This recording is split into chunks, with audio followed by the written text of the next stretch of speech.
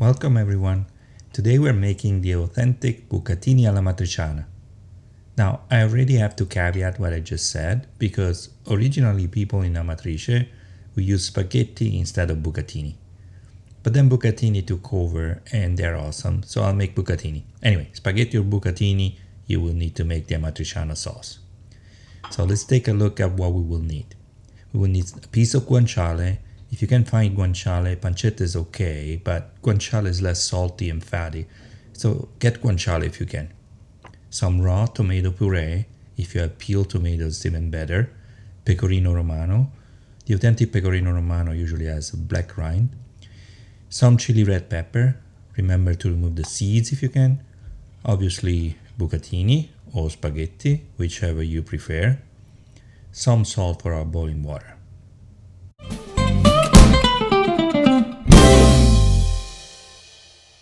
Okay, let's start preparing our guanciale. First, let's remove its skin.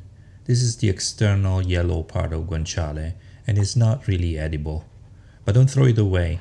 Keep it on the side because I will show you it will play a key role to start our sauce. Once the skin is gone, we can start cutting slices of guanciale. First, we cut some sort of guanciale steaks, for lack of a better word. And then we take one or two of these steaks and cut them in smaller pieces, just like I'm doing here. Pieces shouldn't be too small as guanciale will shrink while cooking. Now it's time to start cooking our Amatriciana sauce. Place a pan on the stove and turn the heat to high temperature. When your pan is warm, take the guanciale skin and gently pass the fat side on the pan to create a film.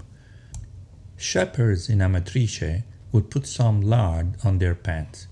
We don't have lard, so we use the fat on guanciale skin. Never ever use olive oil in this recipe or your sauce will taste sour and rancid. Now we can start adding our guanciale to cook it. Guanciale needs to be toasted and needs to release some of its fat while cooking. Keep turning it and flipping it until you see it's nicely toasted. And now it's time to add our tomato puree.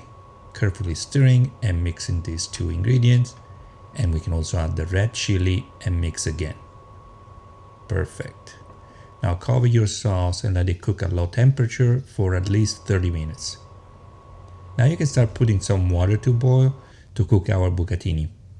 Stir the sauce from time to time to ensure that it doesn't stick to the bottom of the pan. When our water boils, we can drop our bucatini in it. As always, remember to drop pasta in boiling water. Then when the water boils again, add salt. Bucatini will be ready in 11-12 minutes, but different brands have different cooking times, so check the specific cooking time on your bucatini box. When pasta is ready and our sauce is cooked for about 30 minutes, it is time to marry them. Carefully place your bucatini in the sauce, stir and toss them. Switch the heat off before adding the Pecorino Romano cheese. Once you add the Pecorino Romano, toss again and serve. Make sure to serve your Amatriciana while it's still hot. And as we say in Rome, questi sono da paura. Buon appetito. Okay, if you enjoyed this video, please drop a like and why not subscribe. See you next time.